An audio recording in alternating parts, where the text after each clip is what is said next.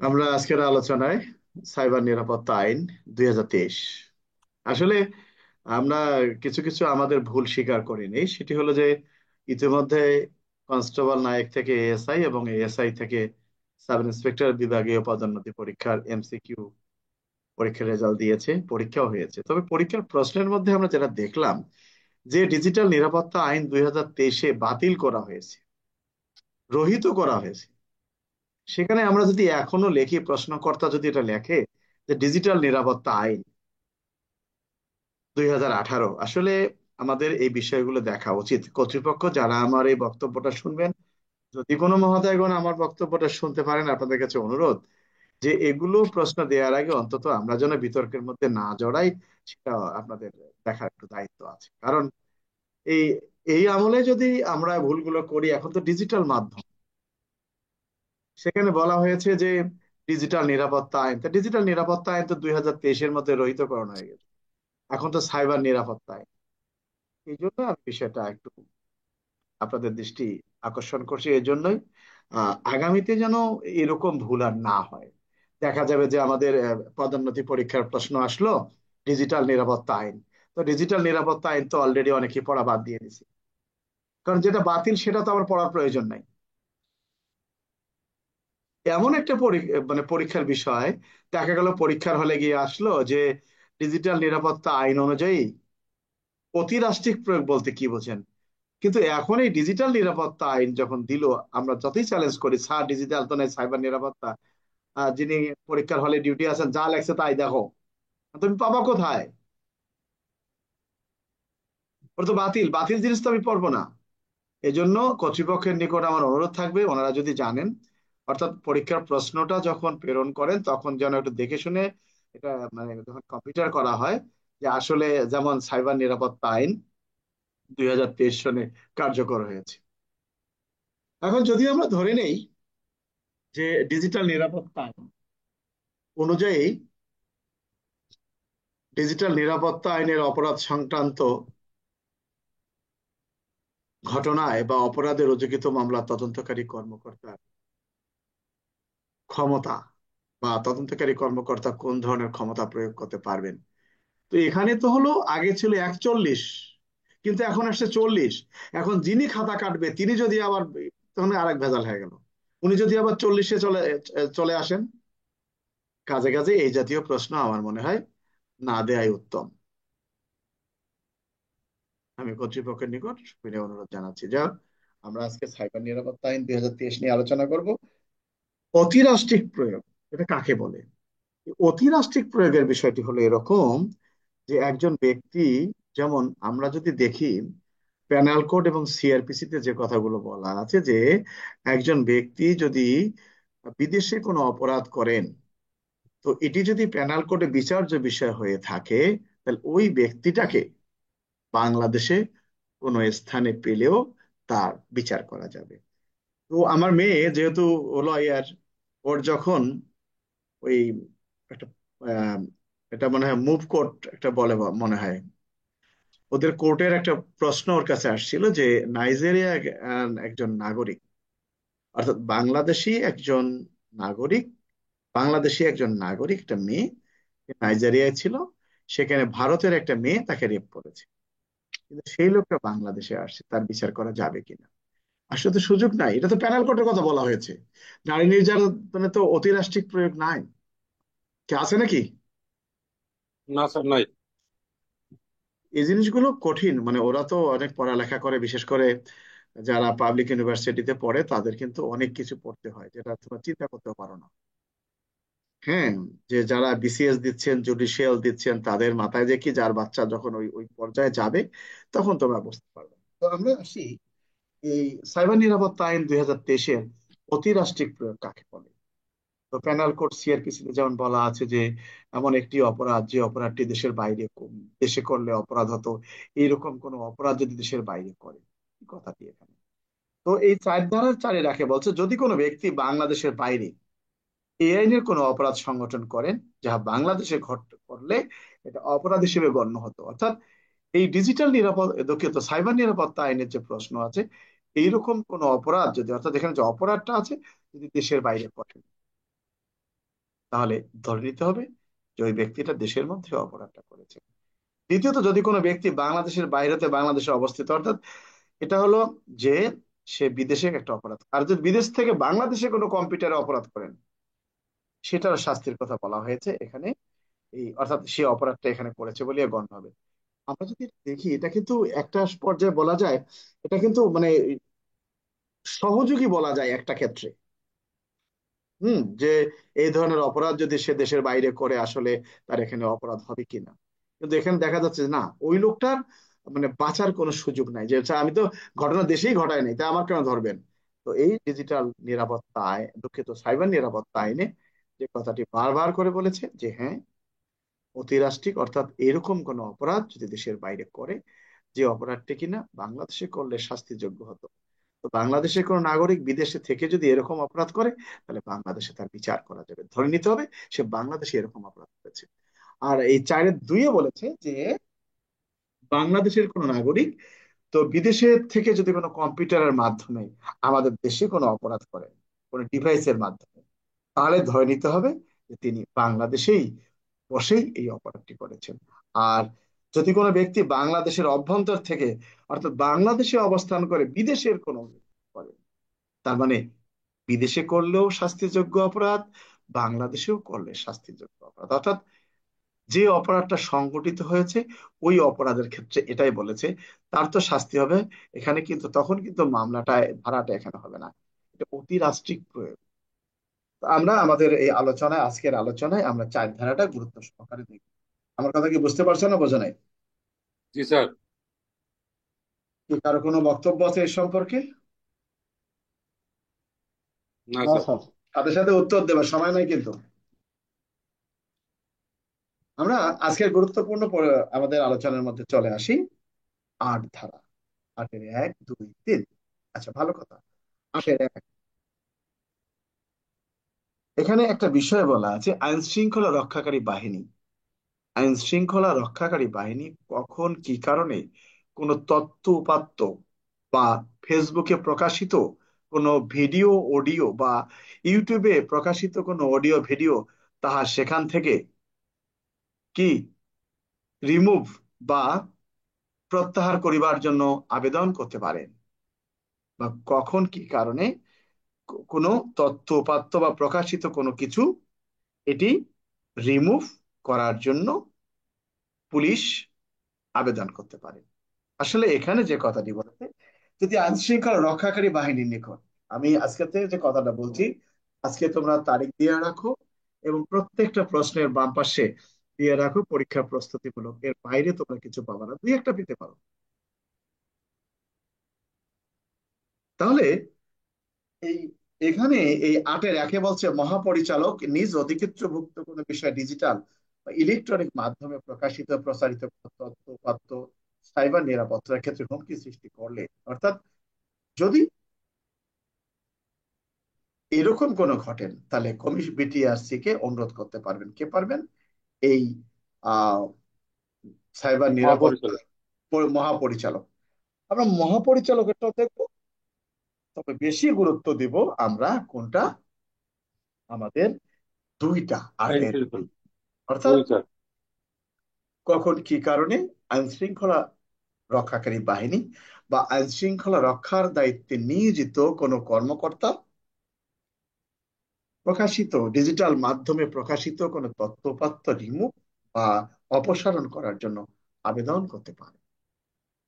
তো এখন প্রশ্ন হলো, যদি আইন শৃঙ্খলা রক্ষাকারী বাহিনীর নিকট তথ্যপত্র বিশ্লেষণ সাপেক্ষে বিশ্বাস করিবার কারণ থাকে যে ডিজিটাল বা ইলেকট্রনিক মাধ্যমে প্রকাশিত বা প্রচারিত কোনো তথ্যপাত্র দেশের বা উহার কোনো অংশের সংহতি, অর্থনৈতিক কর্মকাণ্ড, নিরাপত্তা, প্রতিরক্ষা, ধর্মীয় মূল্যবোধ, শৃঙ্খলা ক্ষুণ্ণ করে বা জাতিকে বিদ্বেষ বা ঘৃণা সঞ্চার করে, তাহলে আইন শৃঙ্খলা রক্ষাকারী বাহিনী তথ্যউপাত্ত অপসারণ বা ব্লক করিবার জন্য মহাপরিচালকের নিকট আবেদন করতে পারবে।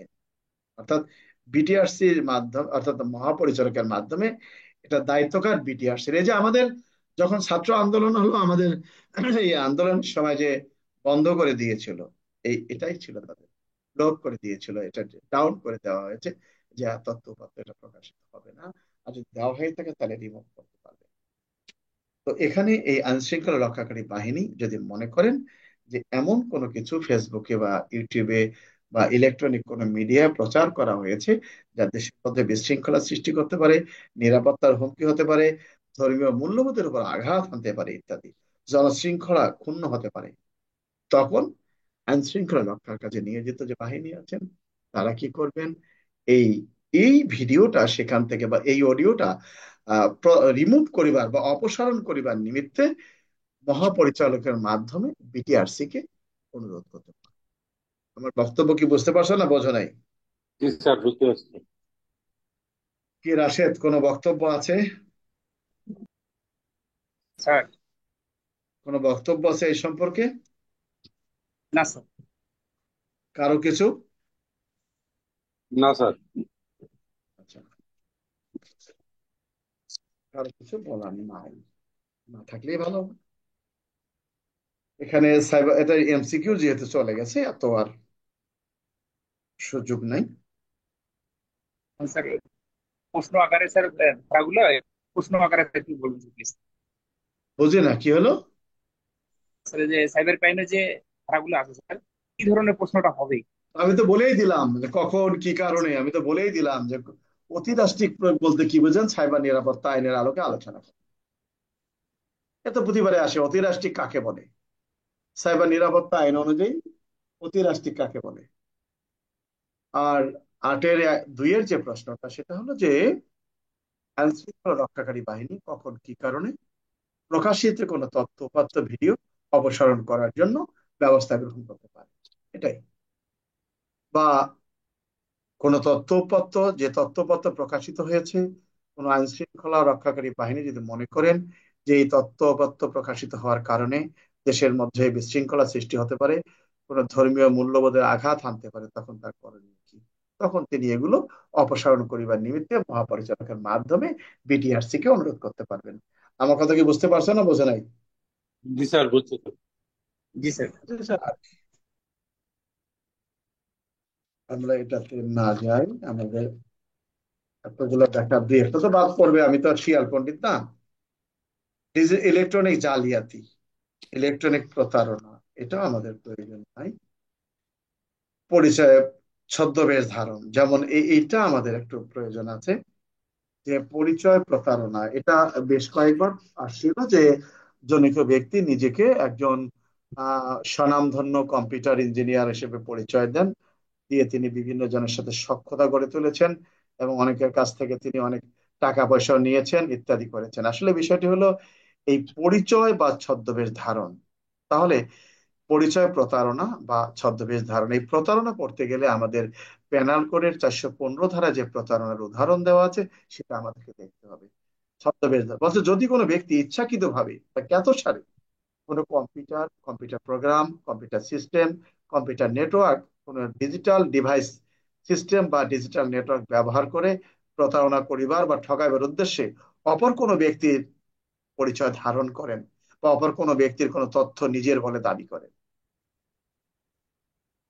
উদ্দেশ্যমূলকভাবে জালিয়াতির মাধ্যমে কোনো জীবিত বা মৃত ব্যক্তির নিম্নবর্ণিত উদ্দেশ্য বলে নিজের করেন, নিজের বা অপর কোনো ব্যক্তির সুবিধা লাভ করাইয়া দেওয়া, মানে কোনো ব্যক্তির সুবিধা করে দেওয়ার জন্য যদি প্রতারণা করে, কোনো বিষয় হলে আমি করে দেবো, আমি তো এই ব্যক্তি আছে না ফেসবুকে যে টাকা দিলে এটা করে দেবো সেটা করে দেবো, পরবর্তীতে নয়, অর্থাৎ সে এই ব্যক্তি নয়, কিন্তু সে এই ব্যক্তি এই মর্মে সে পরিচয় দিয়ে মানুষের সাথে প্রতারণা করে। সেই জন্য এখানে বলা আছে যে পরিচয় প্রতারণা বা ছদ্মবেশ। অর্থাৎ যদি কোনো ব্যক্তি তার পরিচয় আহ, দিয়ে বা ছদ্মবেশ ধারণ করে কোনো প্রতারণা করেন কোনো ব্যক্তিকে ঠগাইবার জন্য, তাহলে সেই ব্যক্তি এই 24 ধারা অনুযায়ী, ডিজিটাল নিরাপত্তা আইনের 24 ধারা অনুযায়ী শাস্তিযোগ্য অপরাধ করবেন।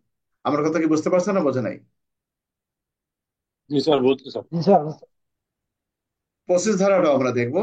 আক্রমণাত্মক মিথ্যা ভীতি প্রদর্শক তথ্য উপাত্ত প্রেরিতাচার, এখানে রাষ্ট্রের ভাবমূর্তি ক্ষুণ্ণ সুনাম করিবার জন্য, বিভ্রান্তি ছড়াইবার জন্য এখানে একটা বিষয় আছে, এত আমাদের দরকার নেই। অনুমতি ব্যতি রেখে ব্যাখ্যা, পরিচিতি তথ্য, এটা আমরা দেখব। ইআই, ইটিআইএন নম্বর, এত ইলেকট্রনিক দরকার নেই আমাদের। সাইবার কাজ অথবা অপরাধের দণ্ড, অক্ষম দণ্ড, না, এগুলো প্রয়োজন নাই, আগের শেষ যুগ নাই। 28 ধারাটা আমরা দেখবো, ওয়েবসাইট বা ইলেকট্রনিক বিন্যাসে ধর্মীয় মূল্যবোধ বা অনুভূতিতে আঘাত এইরূপ কোনো তথ্য প্রচার ইত্যাদি। যদি কোনো ব্যক্তি এখানে, আমরা একটা বিষয় দেখতে পারি যে এই পুলিশের যে বিশৃঙ্খলা সৃষ্টি করেছে, যে পুলিশের যে তারা আন্দোলন করেছে, এখানে কিন্তু এই বিষয়টাও আমাদের দেখা দরকার। এরকমও প্রশ্ন আসতে পারে যে জনৈক পুলিশ সদস্য তিনি ধর্মীয় মূল্যবোধে আঘাত হানিবার উদ্দেশ্যে বা দেশের সার্বিক পরিস্থিতি নষ্ট করিবার লক্ষ্যে ডিজিটাল মাধ্যমে বা তিনি ফেসবুকে বা ইউটিউবে বিভিন্ন তথ্য প্রচার করেন, মিথ্যা অসত্য তথ্য সরবরাহ করেন, এগুলো সেটা আলাদা হতে পারে। 29 ধারাটা মানহানির বিষয় এখানে আছে, মানহানি। আচ্ছা, ভালো কথা, আমরা এত কিছু না যাই, মিথ্যা অভিযোগ দায়ের, হ্যাকিং, আমাদের এগুলো একটারও দরকার নাই যেহেতু পরীক্ষার সামনে। আমরা চলে যাব 40 ধারা, আমাদের জন্য খুবই গুরুত্বপূর্ণ। সেটি কি? সাইবার নিরাপত্তা আইন অনুযায়ী বা এই আইনের অধীন কোন অপরাধের তদন্তের ক্ষেত্রে তদন্তকারী সাইবার নিরাপত্তা আইন 2023 অনুযায়ী সাইবার নিরাপত্তা আইনের অপরাধে রুজুকৃত মামলার তদন্তকারী কর্মকর্তা কোন ধরনের ক্ষমতা প্রয়োগ করতে পারে? আবার এই প্রশ্নটা সিনেমার মতো হতে পারে। জনৈক ব্যক্তি তিনি নিজেকে সম্ভ্রান্ত পরিবারের উচ্চ পদস্থ কর্মকর্তা হিসেবে পরিচয় দিয়ে ছদ্মবেশ ধারণ করে বা অপরের রূপ ধারণ করে জনৈক ব্যক্তির নিকট থেকে ফেসবুকের মাধ্যমে অনেক টাকা বা অনেক অর্থ সম্পদ গ্রহণ করেছেন, এবং এই সংক্রান্তে সেই ব্যক্তির বিরুদ্ধে ডিজিটাল নিরাপত্তা আইনের 25 ধারায় 24 ধারায় নিয়মিত মামলাও রুজু হয়েছে। আপনি সংশ্লিষ্ট মামলার তদন্তকারী কর্মকর্তা হিসেবে কোন ধরনের ক্ষমতা প্রয়োগ করতে পারবেন? এটা হলো তখন কি হলো, স্যার এটা তো স্যার সৃজনশীল প্রশ্ন হয়ে গেল। যারে খেলাম সারা জীবন পন্তা দিয়ে ডিম আর রুটি, এই ডিম ভাজিটা হয়ে গেল মামলেট, অমলেট। হুম। তো এখন এখানে যে গল্পই হোক না কেন, আমরা কি করব, যারা আমরা পড়াশোনা পড়ি নাই বা বুঝি না, আমরা কি করব, লাভ দিয়ে চলে যাব 24 ধারায়। আসলে তো 24 ধারার প্রশ্ন চায়নি, উত্তর চায় নাই, চাইছে কি, যে এরকম ঘটনায় যে একটা মামলা রেকর্ড হবে, তা আপনি তদন্তকারী কর্মকর্তা হিসেবে কোন ধরনের ক্ষমতা প্রয়োগ করতে পারবেন? তখন তোমাকে লিখতে হবে যে সাইবার নিরাপত্তা আইনের 40 ধারায় উল্লেখ করা আছে এই আইনের অপরাধে রুজুকৃত মামলার তদন্তকারী কর্মকর্তা কোন ধরনের ক্ষমতা প্রয়োগ করতে পারবেন। আমি এই ধরনের মামলা তদন্তকালে যে সকল দায়িত্ব সম্পন্ন করতে পারবো তা নিম্নরূপ। কি বলবো? যে আমি কম্পিউটার প্রোগ্রাম, কম্পিউটার সিস্টেম ইত্যাদি যেগুলো আছে সেগুলো আমি আমার হেফাজতে নিতে পারবো। কোনো ব্যক্তি বা কোনো সংস্থার নিকট থেকে ট্রাফিক ডাটা তথ্য উপাত্ত সংগ্রহের জন্য প্রয়োজনীয় ব্যবস্থা গ্রহণ করবো, এবং এই আইনের উদ্দেশ্য পূরণকল্পে আমার যাবতীয় কর্মকাণ্ড সম্পাদন করতে পারবো। এই আইনের অধীন তদন্ত পরিচালনা করে আমি তদন্তকারী কর্মকর্তা হিসেবে এই অপরাধের তদন্তের স্বার্থে যে কোনো বিশেষজ্ঞ ব্যক্তি, বিশেষায়িত প্রতিষ্ঠানের সহায়তা গ্রহণ করতে পারবে। অর্থাৎ যদি প্রশ্ন আসে তিনি কি কি দায়িত্ব পালন করতে পারেন তাহলে একরকম, আপনি কি করতে পারবেন তাহলে একরকম। আমার কথা কি বুঝতে পারছো কি বোঝো নাই? আগে কিন্তু এই ডিজিটাল নিরাপত্তা আইনে ছিল 41 ধারা, সাইবার নিরাপত্তায় কিন্তু আসছে 40 ধারা। এটা কি বুঝতে পারছো? জি স্যার। এখন রুহুল তো আমার সাইবার নিরাপত্তা আইনে বই কিনে নেই, কিনছো? না স্যার, কিনি নাই, তবে স্যার অডিও শুনছি স্যার। যা, যদি পরীক্ষায় আসে উইথ বুকে তো কি লিখবা তুমি, ক? 40 ধারা লিখতে পারবো স্যার, 40 ধারা লিখতে পারবো স্যার। আচ্ছা, এই যে কনস্টেবল থেকে এএসআই কবে পরীক্ষা, লিখিত পরীক্ষা? 3 থেকে 4 3 তারিখ তারিখ। স্যার। 3 তারিখ আর 4 তারিখ স্যার। আর এএসআই? 5, 6। 5 তারিখ। 5 তারিখ 6 তারিখ স্যার। ভালো কথা। তাহলে কি আমরা বুঝতে পারছি?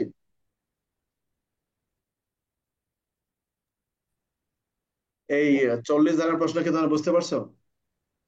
জি স্যার, বুঝতে পারছি। এই সাইবার নিরাপত্তা আইনে যদি প্রশ্ন আসে কোন ধরনের অপরাধের ক্ষেত্রে একজন পুলিশ অফিসার, এই সাইবার নিরাপত্তা আইন 2023-এর বিধান অনুযায়ী কোন ধরনের অপরাধে একজন পুলিশ কর্মকর্তা আদালতের নির্দেশ ছাড়া তল্লাশি করতে পারবেন না। আবার যদি আসে বিনা পরোয়ানার তল্লাশি, অর্থাৎ এই বিনা পরোয়ানায় তল্লাশির ক্ষেত্রে বলা হয়েছে 42 ধারা, আর পুরানো 141 ধারা। পরোয়ানা সহ তল্লাশির কথা বলা হয়েছে 41 ধারা। অর্থাৎ এখানে দুটো বিষয় বলা হয়েছে, একটা পরোয়ানার মাধ্যমে আর একটা হলো বিনা পরোয়ানায়।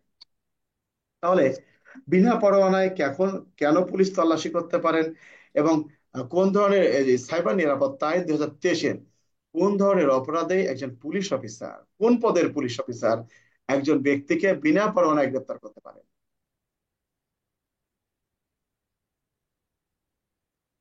কমপক্ষে স্যার সাব ইন্সপেক্টর হতে হবে পুলিশের। তো আমরা যে বিষয়টা আলোচনা করতে চাচ্ছি, এখানে যদি কখনো আসে যে ডিজিটাল নিরাপত্তা, দুঃখিত, সাইবার নিরাপত্তা আইন 2023 অনুযায়ী কোন ধরনের অপরাধে একজন পুলিশ অফিসার বিনা পরোয়ানায় গ্রেপ্তার করতে পারেন।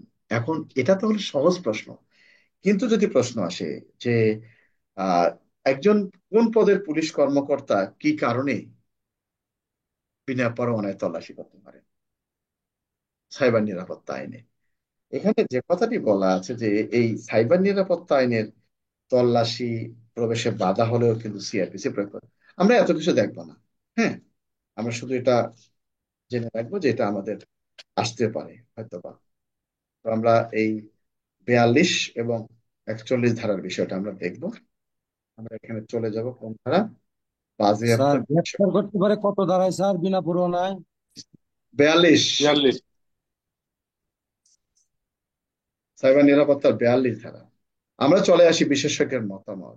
যদি কখনো প্রশ্ন আসে যে আগে কিন্তু 52 ধারা ছিল, এখন কিন্তু আসছে 50 ধারা নাকি, 50 ধারা। জি স্যার। হ্যাঁ, এখানে বিশেষজ্ঞের মতামত বলা আছে যে আহ সাইবার নিরাপত্তা আইন অনুযায়ী বিশেষজ্ঞের মতামত গ্রহণযোগ্য কি, বলছে ট্রাইব্যুনাল বা আপিল ট্রাইব্যুনাল বিচার কার্য পরিচালনাকালে কম্পিউটার বিজ্ঞান, ডিজিটাল ফরেনসিক, ইলেকট্রনিক যোগাযোগ, ডাটা সুরক্ষা অন্যান্য বিষয়ের অভিজ্ঞ কোনো ব্যক্তির মতামত গ্রহণ করতে পারবেন। সরকার বা এজেন্সি এই বাস্তবায়নের সহিত সকল ব্যক্তিকে প্রয়োজনে কম্পিউটার বিজ্ঞান ইত্যাদির প্রশিক্ষণ করাতে পারবেন। একটা জিনিস তোমাদের খেয়াল রাখো যে সাইবার নিরাপত্তা আইনে মামলা নিষ্পত্তির জন্য নির্ধারিত সময় সীমা, এটা আদালতের বিষয়। এইটা আমাদের দেখা দরকার যে সাইবার নিরাপত্তা আইনের মামলাগুলো আমলযোগ্য এবং আমলের অযোগ্য। এখানে বলা আছে অপরাধের আমলযোগ্যতা এবং জামিনযোগ্যতা। যাই হোক, 52 ধারা বাজেয়াপ্ত আমাদের এখানে গুরুত্বপূর্ণ নাই, যেহেতু আমরা অন্যগুলো দেখবো না।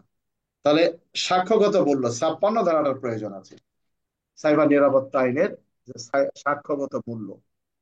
অর্থাৎ এই সাক্ষ্যগত মূল্যের ক্ষেত্রে বলা হয়েছে যে এই 56 ধারায় বলা আছে যে সাক্ষ্য আইনে যাহাই কিছু থাকুক না কেন, সাইবার নিরাপত্তা আইন 2023 অনুযায়ী যে সকল তথ্য উপাত্ত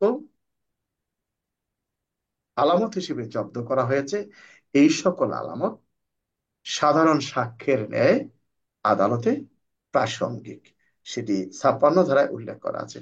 আগে এটা মনে হয় 58 ধারা ছিল, তাই না? জি জি স্যার। স্যার। যাই হোক, আমরা এই এই বিষয়টা একটু দেখবো আমাদের। তো সাইবার নিরাপত্তা আইনের আজকের আমরা যে ধারায় দেখলাম, আমাদের মধ্যে আজকে গুরুত্বপূর্ণ হলো 4 ধারাটা আমরা গুরুত্বপূর্ণ দেখলাম। আর কোন কোন ধারা তোমাদের মতে কি বলো? 7 ধারা, 60 8 ধারা, ধারা আর 40 ধারা স্যার। 40, 41, 42 এগুলোর ভিতর থেকে 41, 42-এর ভিতরে আর 40-এর ভিতরে আমাদের একটা আমাদের প্রশ্ন প্রশ্ন আসবে, 40, 41, 42 না, তোমাদের বেশি প্রয়োজন হলো 40 ধারা, 60 ধারা। 24, 25 আছে স্যার। 24-25টা। স্যার এটাই হলো তোমাদের। 71 আইন শৃঙ্খলার অবনতির ঘটনা এটা আসতেছে। কি বললাম? 31 আইন এখন শৃঙ্খলার ওই অবনতি স্যার। ওই 31-এর কথা অবনতি বলছি। তোমাদের আসবে না, ওই যুগ নাই, এটা আসার কোনো যুগ নাই, প্রশ্ন দিকে না। তোমাদের ওই ওই ওই জন্য রকমের কোনো রকমেরই প্রশ্ন আসবে না যে তাতে তোমরা আগের কথায় ফিরে যাও। আমার কথা কি বুঝতে পারছো না, বোঝো নাই? স্যার ওই যে পুলিশ সদস্যদের বিরুদ্ধে যে মামলা হয়েছে না স্যার, সাইবারের 31 ধারা আছে, এই জন্য বলছিলাম। ওগুলা দেখো, পুলিশ সদস্য নিয়ে কিছু যায় আসে না, এটা ভুল করছে। আমি হলে মামলা দিয়ে দিতাম, ওই পুলিশ সদস্যের বিরুদ্ধে, সেটা হলো পুলিশ বিদ্রোহের উস্কানির মামলা দিয়ে দিতাম আমি হলে। এটা ভুল প্রশ্ন। সাইবার নিরাপত্তা, সারা জীবন পুলিশের চাকরি করে দাবি দাবা আছে, তাই বলে কি আমি সীমা লঙ্ঘন করতে পারবো নাকি? সীমা লঙ্ঘনের কোনো সুযোগ আছে? না স্যার। তাহলে যাও, আমাদের সাইবার নিরাপত্তা আইনের বিষয় নিয়ে আর কারো কিছু বলার আছে? নাই? হ্যাঁ, হ্যাঁ, বলো। বিষয়টা তো বললাম যে সকল পদের কর্মকর্তা বিনা পরোয়ানায় তল্লাশি করতে পারবে, ওখানে কি পদটা উল্লেখ করতে হবে স্যার? সাব ইন্সপেক্টর, চতুর্থ। স্যার এখানে যে ইন্সপেক্টর বলা আছে স্যার। সাইবার নিরাপত্তা ইন্সপেক্টর তার ইন্সপেক্টর হবে। জি সাইবার স্যার। নি- সাইবার নিরাপত্তায় যদি উল্লেখ থাকে যে এই আইনের বিধান কল্পে কোন পদের পুলিশ কর্মকর্তা তদন্ত করার ক্ষমতাবান, তাহলে যদি ইন্সপেক্টর থেকে ইন্সপেক্টরই হবে। আমার কথা স্যার বুঝতে আগে পারছো? ছিল স্যার সাব ইন্সপেক্টর, স্যার আগে ছিল স্যার সাব ইন্সপেক্টর। এবার কি করছে সাইবার নিরাপত্তায়? জি স্যার, এবার স্যার বিএড পুলিশ তে উল্লেখ অফিসার আছে স্যার, বলতে ইন্সপেক্টর ইন্সপেক্টর স্যার। নিম্ন নহে এটা বলছে স্যার। মানে এখানে বলা আছে এখানে পুলিশ কর্মকর্তা ইন্সপেক্টর পদের নিম্নে নয়, তো নাকি? জি স্যার। আমরা দেখি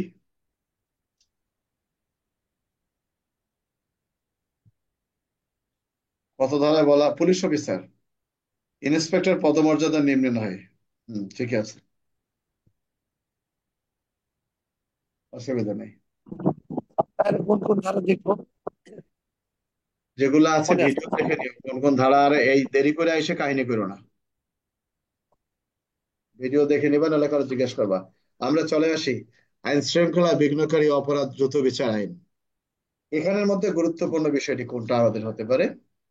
আহ সেখানে যদি এরকম প্রশ্ন আসে, এই প্রশ্নের মধ্যে যেটা আমরা মনে করি বিশেষ করে, যে আপনি আইন শৃঙ্খলা বিঘ্নকারী অপরাধ এই দ্রুত বিচার আইনের রুজুকৃত মামলার তদন্তকারী কর্মকর্তা মামলা তদন্তকালে দেখলেন মামলার ঘটনাটি সত্য নয়,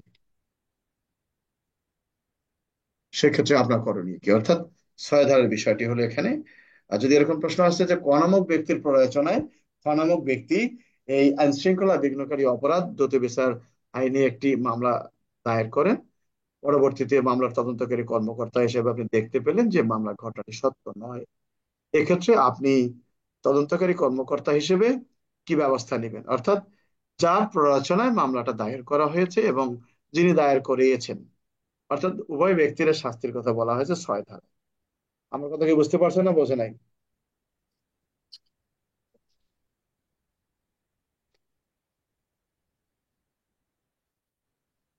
আমার কথা বুঝতে পারছো? না? স্যার জি স্যার, বুঝতে উত্তর পারছি। দিবে সাথে সাথে, এত ইয়া নাই, সাথে সাথে উত্তর দিয়ে দেবে। আচ্ছা, এখানে আমরা একটা জিনিস আমাদের গুরুত্ব সহকারে দেখতে হবে, সেটি হলো যে এখানে ক্যামেরায় গৃহীত ছবি তো 14 ধারায় আছে। আর একটা বিষয় এখানে বলা আছে যে এই আইনের অধীন কোনো অপরাধের সাথে আমাদের এই 9-এর 3 ধারাটা আমাদের জন্য খুবই গুরুত্বপূর্ণ। সেটি হলো এই প্রশ্নগুলো তোমাদের জন্য প্রয়োজন, যে দেখা গেল প্রশ্নটা হলো এরকম যে এই আইনের অধীন কোনো অপরাধের সঙ্গে যদি অন্য কোনো আইন যুক্তভাবে সংগঠিত হয় সেক্ষেত্রে করণীয় কি? অর্থাৎ আইন শৃঙ্খলা বিঘ্নকারী অপরাধ এই দ্রুত বিচার আইন শৃঙ্খলা বিঘ্নকারী অপরাধ দ্রুত বিচার আইন অনুসারে বা দ্রুত বিচার আইনে যে সকল বিষয় অপরাধ হিসেবে গণ্য করা হয়েছে, এরকম অপরাধের সাথে যদি অন্য কোনো আইনের কোনো অপরাধ প্রমাণিত হয় সেক্ষেত্রে অনুসরণীয় পদ্ধতি বা আপনি আপনি কি করবেন? মামলা, দেখা গেল যে একজন ব্যক্তিকে ছিনতাই করা কালে আপনি গ্রেপ্তার করেছেন এবং তার কাছে ছিনতাই কাজে ব্যবহারের কিন্তু একটা অস্ত্রও পেয়েছেন। তো এই ধরনের বিষয়টি কি করবেন? আপনি তো দুটো মামলা দিতে হবে আপনাকে।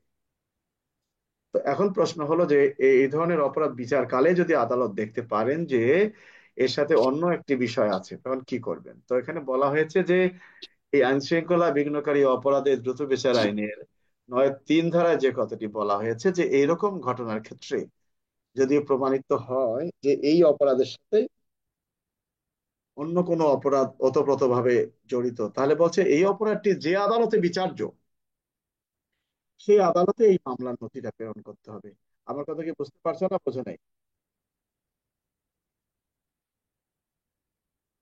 কি আমার কথা শোনা যায়? হ্যাঁ জি জি স্যার। স্যার। স্যার বুঝতে পারিনি স্যার এটা যদি এই আদালত বিচার হবে না স্যার অন্য আদালত? তো ওখানে পড়ে দেখো 9-3 কি বলা আছে, বলছে ওই আদালতে বিচার হবে, এখানে না। এখানে শুধুমাত্র এই দ্রুত বিচার আইনের যে অপরাধ সেটা এখানে বিচার হবে, অন্যটা সংশ্লিষ্ট আদালতে বিচার হবে। বুঝতে পারছো? অপরাধের ধরন অনুযায়ী। জি স্যার ঠিক আছে। আমরা তাহলে এখানে যে বিষয়টা দেখবো, এই আইন শৃঙ্খলা বিঘ্নকারী অপরাধের আমরা 9-3টা দেখবো, আমাদের জন্য গুরুত্বপূর্ণ, এবং 6 ধারাটা দেখবো প্ররোচনার ক্ষেত্রে। আমার কথা কি বুঝতে পারছো না, বোঝো নাই? আর এই 14 ধারায় ক্যামেরায় গৃহীত ছবি, এটা আমাদের দেখার ওরকম বিষয় নাই। আমরা যদি চলে আসি এখন আহ কোন ব্যক্তিকে অস্ত্র আইনের লাইসেন্সের বিধান থেকে অব্যাহতি দেওয়া হয়েছে, বা কোন কোন ব্যক্তি বিনা লাইসেন্সে অস্ত্র বহন করলেও তাহা অপরাধ হিসেবে গণ্য হইবে না, এটা এমসিকিউ তো তোমাদের আসছিল। অর্থাৎ অস্ত্র আইনের 1-এর ক এবং খ দুটো বিষয় এখানে বলা আছে। কতে বলা হয়েছে যারা গোলা বারুদ কিংবা অস্ত্র শস্ত্র বিদেশ থেকে জাহাজে নিয়ে আসেন তাদের লাইসেন্সের প্রয়োজন নাই। আর কার নাই? যারা আইন শৃঙ্খলা রক্ষার কাজে নিয়োজিত ব্যক্তি, যারা দেশ রক্ষার কাজে নিয়োজিত আছেন, এই সকল ব্যক্তি সরকারিভাবে যে সকল অস্ত্র গোলা বারুদ সরবরাহ করা হয় এটি বহন করতে গেলে তার লাইসেন্সের কোনো প্রয়োজন নাই। তার মানে লাইসেন্সের দায় থেকে তাকে অব্যাহতি দেওয়া হয়েছে, তার মানে লাইসেন্সের প্রয়োজন নেই। তাহলে প্রশ্ন হলো যে আইন শৃঙ্খলা রক্ষাকারী বাহিনীর ক্ষেত্রে অস্ত্র আইনের বিধান প্রযোজ্য কিনা, বা অস্ত্র আইনের যে লাইসেন্সের বিধানটি প্রযোজ্য কিনা, বা কখন একজন পুলিশ অফিসার তিনি কখন একজন পুলিশ অফিসার আহ পুলিশ অফিসারকে অস্ত্র আইনের দায় থেকে অব্যাহতি দেওয়া হয়েছে। আসলে প্রশ্নটা হলো যতই অষ্টআশি বলে সেটার বিষয় না, এখানে বলা হয়েছে কোন ব্যক্তিদের এই লাইসেন্সের দায় থেকে অব্যাহতি দেওয়া হয়েছে। বলছে ওই ব্যক্তিকে, যে ব্যক্তি কিনা তার জাহাজে অর্থাৎ এই নদীপথে সে অস্ত্র গোলাবারুদ আনতেছে, বা আকাশ পথে অস্ত্র গোলাবারুদ আনতেছে বিদেশ থেকে, কি মাধ্যমে? সরকারি মাধ্যমে। তো কথাটা হলো যে যারা বহন করবে তার তো লাইসেন্সের প্রয়োজন, বলছে যে না, সে তো মালামাল গুলো বহন করতেছে, লাইসেন্সের প্রয়োজন নাই। এখন মনে করো যে ঢাকা থেকে রংপুর মনে করো ঢাকায় আসতেছে, বা গুলি নিয়ে যাওয়ার জন্য আসছে একটা ট্রাক, পাবলিক ট্রাক ভাড়া করা হয়েছে, পাবলিক ট্রাকে তো লাইসেন্সের প্রয়োজন। কিন্তু এই অস্ত্র আইনে বলছে যে না, সে তো শুধুমাত্র পরিবহন করবে, তার জন্য লাইসেন্সের প্রয়োজন। আর আইন শৃঙ্খলা রক্ষার কাজে যারা নিয়োজিত আছেন এই তারা সরকারিভাবে প্রদেয় যে অস্ত্র আছে এই অস্ত্রগুলো বহন করার ক্ষেত্রে তাদের লাইসেন্সের প্রয়োজন নেই। আমার কথা কি বুঝতে পারছো না, বোঝা নাই? জি স্যার, বুঝতে পারছি। জি স্যার। আচ্ছা, অস্ত্র আইনের এখানে একটা বিষয় আমরা বলি, অস্ত্র আইনের 4 ধারায় সংজ্ঞা দেওয়া আছে অস্ত্র এবং গোলাবারুদ, সেটা আমাদের প্রয়োজন। কর্মমুখ ব্যক্তি, প্রশ্ন আসলো সংশ্লিষ্ট পুলিশ অফিসারের করণীয় কি? সংশ্লিষ্ট পুলিশ অফিসারের করণীয় কি? কর্মমুখ ব্যক্তি তার লাইসেন্সকৃত অস্ত্র নিয়ে ক্ষয়ের বাড়ির দিকে দৌড়িয়ে যাচ্ছে, আর কিছু না। কিন্তু কিন্তু উপরে বলা আছে পুলিশ অফিসারের করণীয় কি। তাহলে পুলিশ অফিসার কি করবেন? আমরা লিখবো যে অস্ত্র আইনের 12 ধারায় উল্লেখ করা আছে লাইসেন্স থাকুক বা না, কোনো ব্যক্তি না থাকুক। অস্ত্র শস্ত্র নিয়ে আমরা সন্দেহজনক ভাবে ঘোরাফেরা করলে একজন পুলিশ অফিসার বা যে কোনো ব্যক্তি তাকে বিনা পরোয়ানায় গ্রেপ্তার করতে পারবেন। এটাই তো নাকি নাজমুল? জি স্যার। জি স্যার। বিনা পরোয়ানায় গ্রেপ্তার করতে পারবেন, তার মানে অস্ত্র আইনের মধ্যে এই কথাটি বলা হয়েছে 12 ধারায়, যে বিনা পরোয়ানায় গ্রেপ্তার করতে পারবেন। ভালো কথা। যদি কখনো প্রশ্ন আসে যে জনসাধারণ কোনো ব্যক্তিকে অস্ত্র রাখার দায়ে বিনা পরোয়ানায় গ্রেপ্তার করলে সংশ্লিষ্ট জনসাধারণের করণীয় কি, বা একজন জনসাধারণ কি অবৈধ অস্ত্র রাখার দায়ে কাউকে গ্রেপ্তার করতে পারেন?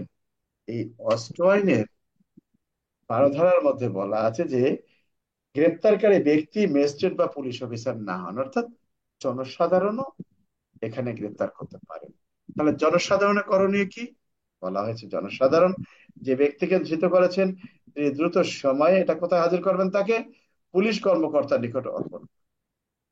আবার এখানে যদি আসে, আপনি রমনা থানার ডিউটি অফিসার, স্থানীয় জনসাধারণ কুখ্যাত সন্ত্রাসী বদরুলকে বেআইনি অস্ত্র সহ গ্রেপ্তার করে আপনার নিকট সোপর্দ করেছেন, আপনার করণীয় কি? আমরা স্বাভাবিক, যেহেতু জনসাধারণ কথা বলা হয়েছে, আমরা দেখবো যে জনসাধারণ সাধারণত জব্দ করতে পারে না, তবে আমরা জব্দ করে অস্ত্রটা হেফাজতে নেব এবং ওই ব্যক্তিটাকে আমরা কি করব? তার বিরুদ্ধে আমরা জব্দ তালিকা বলে জব্দ করে হেফাজতে নেব এবং ওই ব্যক্তিটার বিরুদ্ধে নিয়মিত মামলা রুজু করার জন্য ওই ব্যক্তির নিকট থেকে একখানা অভিযোগ এবং এই ধৃত ব্যক্তি এবং প্রাপ্ত অস্ত্র সম্পর্কে প্রতিবেদনের মাধ্যমে এই ধৃত ব্যক্তিটাকে ম্যাজিস্ট্রেটের নিকট হাজির করব। আমার কথা ক্লিয়ার, বুঝতে পারছো? জি স্যার। আমার যদি প্রশ্ন আসে যে ক নামক পুলিশ অফিসার রাত্রিকালীন টহল ডিউটি করাকালে খ নামক ব্যক্তির নিকট একটি অবৈধ অস্ত্র পায়, সেক্ষেত্রে পুলিশ অফিসারের করণীয় কি? তাহলে বুঝতে হবে এখানে প্রশ্নটা 13 ধারার প্রশ্ন। এই 12 ধারার প্রশ্ন হলো লাইসেন্স থাকুক আর না থাকুক লোকটা সন্দেহজনক ভাবে ঘোরাফেরা করতেছেন। আর 13 ধারার প্রশ্ন হলো যে অবশ্যই লাইসেন্স বিহীন অস্ত্র হতে হবে, সন্দেহজনক কোনো ঘোরাফেরার কথা উল্লেখ নাই। কি ইমরান, কি বলতে চাচ্ছ? স্যার ডাকতেছে তো স্যার, আমি তো হ্যাঁ হ্যাঁ, স্যার আমাকে একটু ডাকতেছে স্যার। স্যার, চলে যাও তুমি, জি স্যার। তো চলে যাও, কাজ থেকে চলে যাও। চাকরি আগে, আগে চাকরি, পড়ালেখা পরে। চাকরি থাকলে শোনো, একটা ইলিশ মাছের দাম বাজারে 2000 টাকা, কতদিন যে ঘুরে আসি, কিনতে পারি না, কারণ 2000 টাকা দিয়ে ইলিশ কেনার সহজ সম্ভব নাই। একটা ইলিশের 6-7টা পিস হয়, কয়টা খাবার? বুঝতে পারছো? তাই বলে যে টাকা নেই তা না, কিন্তু এমন জিনিসপত্রের দাম হয়েছে এখানে 2000 টাকা মানে 2000 টাকা কমে যায়।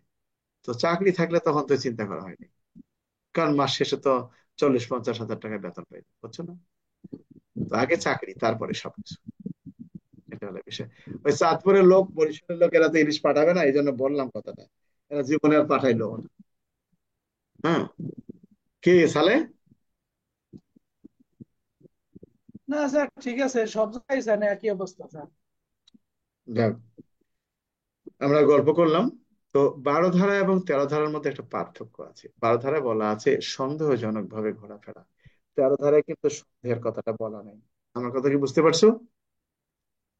জি স্যার। জি স্যার, বুঝতে পারছি। যদি এইটাই হলো মায়ের প্যাচ। একজন ব্যক্তি, আপনি রাত্রিকালীন টহল ডিউটি করাকালে সন্দেহজনক ভাবে অস্ত্র শস্ত্র নিয়ে ঘোরাফেরা করাকালে একজন ব্যক্তিকে গ্রেপ্তার করলেন, আপনার করণীয় কি? আপনি জবাব তালিকা যা কিছু করেন, কার্যক্রম, এরপর তার বিরুদ্ধে মামলা দিবেন, সিজার লিস্ট করেন। আর তারা ধরার বক্তব্যটা কি? সন্দেহের কথাটা এখানে উল্লেখ করা নেই। আমার কথা কি বুঝতে পারছো? কে? রাশেদ খান, জি স্যার। জি স্যার। কি ক্লাসে কি মনোযোগ আছো না নাই? 13 ধারার একটা উদাহরণ দেন স্যার। ঘোড়ার ডিমের উদাহরণ বললাম, বিনা লাইসেন্সে। এই উদাহরণ, সবকিছু উদাহরণ কিসের আবার? বিনা লাইসেন্সে আপনি একজন পুলিশ অফিসার চেকপোস্ট ডিউটি করাকালে বিনা লাইসেন্সে অস্ত্র বহন করাকালে একজনকে গ্রেপ্তার করেছেন, নিয়ে কি? অর্থাৎ আপনি চেকপোস্ট ডিউটি করাকালে একজন ব্যক্তির কাছ থেকে বিনা লাইসেন্সে অস্ত্র বহন করার কালে তাকে আপনি আটক করেছেন। তো আটক করার পর আপনার কাজ কি হবে? আপনার কাজ হবে এই 13 ধারার প্রশ্ন দিয়ে, যে অস্ত্র আইনের 13 ধারায় উল্লেখ করা আছে বিনা লাইসেন্সে যদি কোনো ব্যক্তি অস্ত্র বহন করেন, সেক্ষেত্রে তার কাছ থেকে অস্ত্রটি কাড়িয়ে লওয়া যাইবে এবং তাকে অস্ত্রমুক্ত করা যাবে। তা আমি এই ধরনের কাজ করার ক্ষেত্রে সেই ব্যক্তির কাছ থেকে অস্ত্রমুক্ত করব এবং তাকে আমি বিনা পরোয়ানায় গ্রেফতার করবো। বিষয়টা কি বুঝতে পারছো? জি স্যার। আচ্ছা, এখন এবং এরপরে কি করব? এই অস্ত্রটা জব্দ তালিকা বলে জব্দ করে হেফাজতে নেব এবং এই ব্যক্তিটাকে এই ব্যক্তিটার বিরুদ্ধে অস্ত্র আইনের 1900 ক ধারা অনুযায়ী নিয়মিত মামলা রুজুর জন্য অফিসার ইনচার্জ বরাবরে আবেদন করব। এটাই তো কাজ, না আর কিছু আছে কি? না আর স্যার, কিছু আর আছে? কিছু নাই। আমরা চলে যাব 16 ধারায়। কোন কোন ক্ষেত্রে অস্ত্রশস্ত্র থানায় অথবা লাইসেন্স প্রাপ্ত ডিলারের নিকট জমা দিতে হয়? কোন কোন ক্ষেত্রে? যদি কখনো প্রশ্ন আসে যে ক নামক ব্যক্তি সরকারি বিজ্ঞপ্তি থাকা সত্ত্বেও তার লাইসেন্সকৃত অস্ত্র থানায় জমা প্রদান করেন নাই, তাহলে কি হবে? এটা আবার আলমকে রে বাবা। এটা শুধু এক দাঁড়াইবো স্যার। হ্যাঁ, আচ্ছা, এটা 16 এখানে এক যে স্যার। কথা, হ্যাঁ হ্যাঁ, লাইসেন্স জমা দিতে হবে স্যার, 16 এক। এখানে তোমার এই ফাও কথা তো আমার দরকার নাই। তোমাকে বলা হয়েছে অস্ত্র আইনের এই প্রশ্ন, যে কোনো প্রশ্নই হোক, আমাকে বলতে হবে যে পরীক্ষার খাতায় আমি কিভাবে লিখবো। এত শিয়াল পণ্ডিত করে লাভ নেই, পরীক্ষার খাতায় কিছু লিখতে পারো নাই। ধারা দিলে তুমি নাম্বার তো পাবা, কিন্তু এক, তাহলে দুই, পাঁচ আর পাবা না তুমি এখানে। এই জন্য তোমাকে বলতে হবে যে অস্ত্র আইনের 16 ধারায় উল্লেখ করা আছে কোন ব্যক্তির লাইসেন্স ইত্যাদি মেয়াদোত্তীর্ণ বা অন্য কোনো কারণে বাতিল হইবার দরুন বা 15 ধারার অধীনে নোটিশ জারি করিলে অথবা অন্য কোনো কারণে তাহার পক্ষে কোনো অস্ত্রশস্ত্র গোলা বারুদ বা সামরিক সরঞ্জাম রাখা বেআইনি হইয়া পড়িলে সেই ব্যক্তি কাল বিলম্ব না করে উক্তরূপ অস্ত্রশস্ত্র থানায় জমা দিবেন অথবা ডিলারের নিকট জমা দিবেন। ভালো কথা। এখন যদি জমা না দেয় তাহলে কি হবে? কি? স্যার 19-এর আয়ে, স্যার 19-এর আয়ে ব্যবস্থা নেবো স্যার, 19-এর। তখন অবৈধ ঘোষণা করলে তখন তো অবশ্যই সেটা ওই ধারায় মামলা, যেমন যে র্যাব কিংবা যৌথ বাহিনী যেটা হচ্ছে, যাদের বৈধ লাইসেন্সধারী অস্ত্র জমা দানের নির্দেশ দেওয়া হয়েছিল, জমা না দিয়ে যদি সে তার দখলে রাখে, এই অস্ত্র তখন অবৈধ হবে। তাহলে অবৈধ অস্ত্র রাখার দায়ে তার বিরুদ্ধে নিয়মিত মামলা রুজু হবে। বিষয়টাকে বুঝতে পারছো রোহন? জি স্যার, জি স্যার। নির্বাচন চলাকালীন সময় নির্বাচন চলাকালীন সময় নির্বাচন এলাকায় নির্বাচনী এলাকায় আগ্নেয়াস্ত্র নিয়ে চলাফেরা করার নিষেধাজ্ঞা সত্ত্বেও ক নামক ব্যক্তি তার লাইসেন্সকৃত অস্ত্র নিয়ে নির্বাচন কেন্দ্রের বাইরে অবস্থান করেন, এক্ষেত্রে আপনার করণীয় কি? অর্থাৎ আপনি একজন পুলিশ অফিসার হিসাবে আপনি একটা নির্বাচন কেন্দ্রের দায়িত্বে আছেন। এই নির্বাচন কেন্দ্রের দায়িত্ব থাকা কালে আপনি দেখলেন যে একজন ব্যক্তি তার লাইসেন্সকৃত অস্ত্র নিয়ে ভোট কেন্দ্রের বাইরে বা ভোট কেন্দ্রের ভিতরেই, নির্বাচন কেন্দ্রের ভিতরে অবস্থান করতেছেন। এইরকম ক্ষেত্রে আপনার করণীয় কি? কি করতে পারবেন আপনি? তো সাধারণত এই সকল প্রশ্নের উত্তর যদি কেউ না জানে, সে লাভ দিয়ে উঠে বলবে, স্যার পাইছি। কি পাইছি? চুক্তি করতে পাইছি। কোনটা? বলছে, স্যার ধৈর্য ওর বিরুদ্ধে 19-এর ক ধারায় নিয়মিত মামলাটা আমরা রেকর্ড টেকর্ড দিয়ে শেষ করে ফেলাবো। আসলে কিন্তু বিষয়টি তা নয়। এখানে যে কথাটি বলা হয়েছে যে নির্বাচন চলাকালীন সময়ে যখন আগ্নেয়াস্ত্র জমাদানের, দুঃখিত, আগ্নেয়াস্ত্র নিয়ে নির্বাচন কেন্দ্রের সীমানার মধ্যে চলাচল নিষিদ্ধ ঘোষণা করা হয়, তখন যদি কোনো ব্যক্তি এই আদেশ অমান্য করে নির্বাচন কেন্দ্রের ভিতরে অস্ত্র নিয়ে প্রবেশ করেন, এরকম কোনো বিষয় জানতে পারলে সংশ্লিষ্ট পুলিশ অফিসারের কাজ হবে এই ব্যক্তিকে অস্ত্র মুক্ত করা। এ কিন্তু সন্দেহজনকভাবে ঘোরাফেরা করে নাই। এই ব্যক্তিটাকে কি কাজ হবে? অস্ত্র মুক্ত। এবং এই ব্যক্তিটা যে নির্বাচন কেন্দ্রের মধ্যে সে যে অস্ত্রটা নিয়ে প্রবেশ করেছে, এই জন্য এই 17 কতে যে কথাটি বলা আছে যে যদি জনস্বার্থের খাতিরে যুক্তিসঙ্গত বিবেচনা করা হলে সরকারি গেজেট বিজ্ঞপ্তি প্রচার করে কোনো ব্যক্তির লাইসেন্সকৃত অস্ত্র শস্ত্র সঙ্গে নিয়ে চলাফেরার উপর বিজ্ঞপ্তি বা নির্দিষ্ট মেয়াদের জন্য বিধিনিষেধ আরোপ করতে পারেন। তো উপধারা 2 বলছে এই অনুসারে আদেশ লঙ্ঘন করে অস্ত্র শস্ত্র সঙ্গে নিয়ে চলাফেরা করলে ম্যাজিস্ট্রেট, পুলিশ কর্মকর্তা অথবা সরকার এই সম্পর্কে কোনো ব্যক্তির নাম উল্লেখ করে বা তার পদমর্যাদা বলে ক্ষমতা দান করলে তিনি উপরোক্ত ব্যক্তিকে অস্ত্রমুক্ত করতে পারবেন এবং তার লাইসেন্স বাতিল করিতে পারা যাইবে অথবা জাতীয় বা স্থানীয় সরকার নির্বাচনের সময়কালের জন্য সাময়িকভাবে স্থগিত করা যাবে। তার মানে ঘটনাটা এখানে বলা হয়েছে, এরকম পেলে আপনি কি করবেন? আপনি তো পুলিশ অফিসার, আপনি তো লাইসেন্স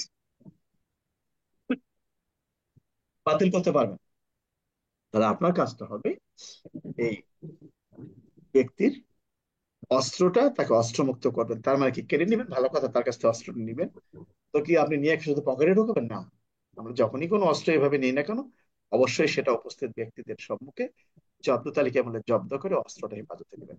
তাই বলে কিন্তু ওই লোকটাকে আপনি গ্রেপ্তার করতে পারবেন না, তার বিরুদ্ধে অস্ত্র আইনে কোনো মামলাও হবে না। এরপরে আপনি কি করবেন?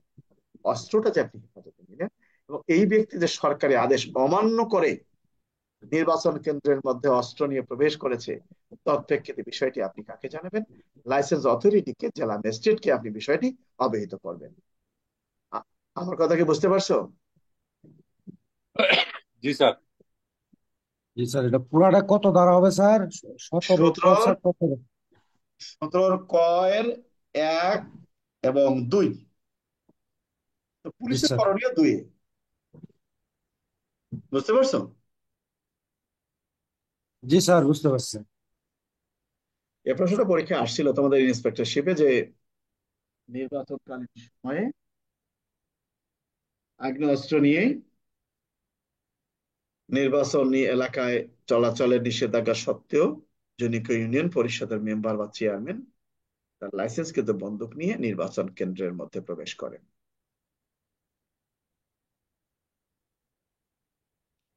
তার একজন পুলিশ কর্মকর্তা হিসেবে আপনি কি ব্যবস্থা নেবেন? এই সম্পর্কে কারো কিছু বলার আছে?